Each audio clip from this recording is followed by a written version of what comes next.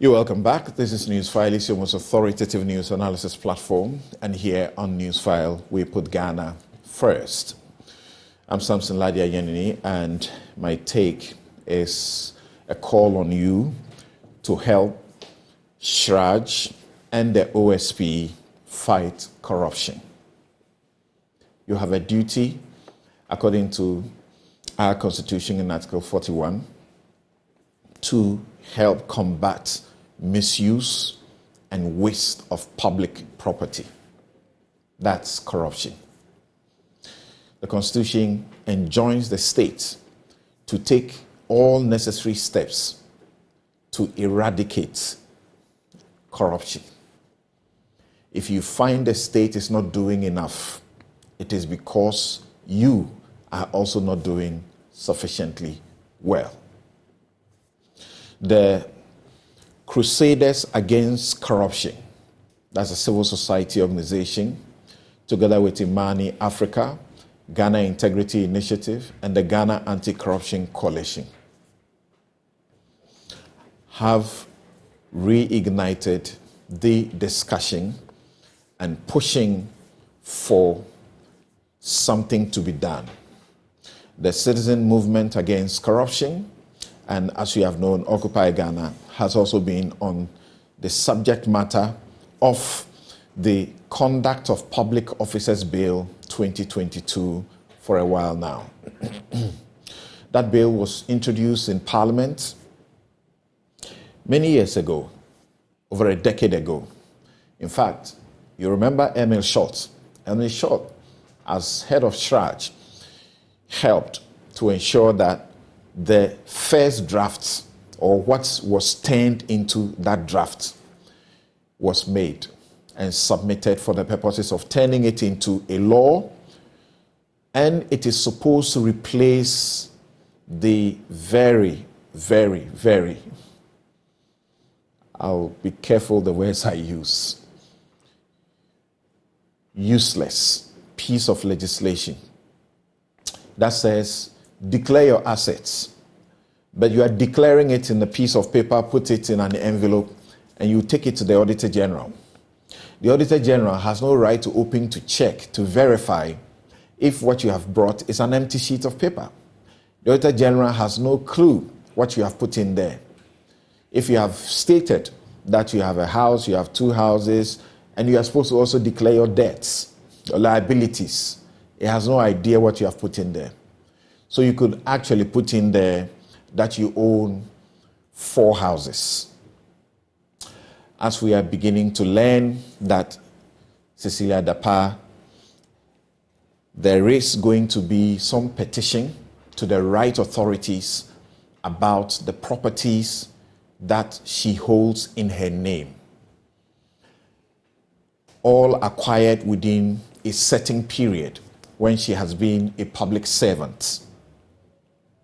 And I'm not sure if they are checking with the people that they have put before the court for stealing, but they may be supplying information to people, very useful information as well, about her worth and how much she carries in millions. And we got to know that the OSP has made a significant discovery in making the searches in her property. Now, for those who are rising against the OSP for whatever reason, I have no idea why they should be, against the OSP for seeking to fight corruption. Some are suggesting that it actually doesn't have power. I don't know which law they are reading, but the OSP law is just too clear about the OSP's power to investigate corruption and corruption-related offenses. I don't know where they are reading. And those suggesting that the OSP has done something wrong and must be arrested and prosecuted, I don't know what's going on with this country. But as we know, when you fight corruption, corruption will fight you. The OSP has done absolutely nothing wrong in the process and is continuing and deserves our support so that it will get to the bottom of this matter. Our Constitution is very clear that if you are a public officer and you have declared your assets, if you make further acquisitions, or if a matter occurs and you are asked, you must be able to establish that the property or the asset you have is reasonably attributable to your income. That's your salary, or if you have some, business. Reasonably attributable to your income. It's reasonably attributable to a gift. Maybe you got it as a gift. And we can trace gifts to tell who gave the gift to you. It doesn't matter if it was your brother's gift in a box and your brother is dead, and your brother who is dead gave it to your mother who is also dead, who gave it to you. It doesn't matter that you think that because they are dead, there cannot be a trace. That's false. It doesn't hold. There will be a trace. So either it is reasonably attributable to your income, to your to a gift, to an inheritance, to a loan, or to a source that we can vouch for. So I call on all of us to support the civil society organizations, Crusaders Against Corruption. They are new on the block and they have joined this fight. The Citizens Movement Against Corruption, CMAC, Imani Center for Policy and Education, the GACC, Ghana Anti-Corruption Coalition, the Ghana Integrity Initiative, the local chapter of the Transparency International, the Occupy Ghana, and all other CSOs that are fighting for the Conduct of Public Officers Bill 2022 to be passed into law in a manner that is useful.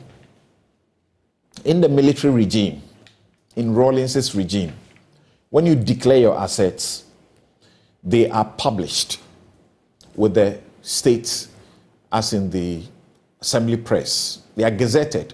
So any citizen can go and pick a copy and check what you have declared. Then if you have made acquisitions that they don't find on the list, they will raise an issue. And people raised issues. And investigations were done and property confiscated. We can do better in the democracy than we are doing now. So this new bill, if it will not allow for verification of the assets so declared, and if it will not allow for publication of the assets so declared, we shouldn't have it at all. It will be as useless as the existing one.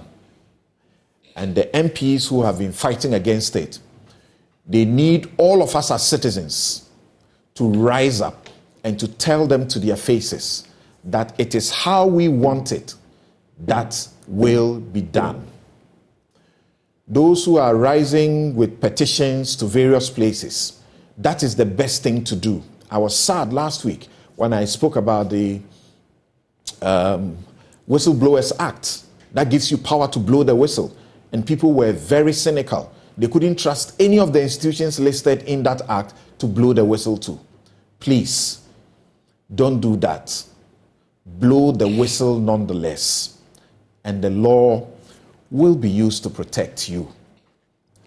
Once you are doing the right thing, you can count on the support of the law. I say we should do this. In respect of Cecilia Dapa, let all those who know the whereabouts of her properties, beyond those we are hearing have discovered about 4 properties, 2 different story buildings acquired within a certain period.